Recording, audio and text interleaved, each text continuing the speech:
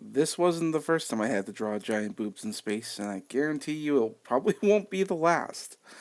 I just think that this one has a little bit more in the detail department. The last time I did something like this, it was much more cartoony and everything. This time I tried to give it more of a realistic feel when it came to the planets, not so much with boobs. And speaking of which, I actually had to cut this video, at least the actual sketching parts, because of it got, I had put a little more detail into the breasts, and that needed to be cut out for obvious reasons. So instead, it's mostly about the color scheme. And just in a bit, we're going to be doing the shadows.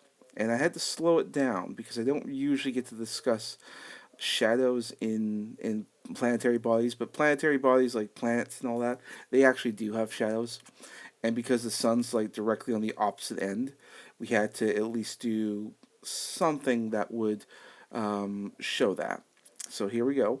So it's just straight black, and I just sort of took a little airbrush um, erase tool and just stretched it out a little. Did the same thing on the opposite end, and then I did what's called Gaussian blur, which is sort of like a just a blur.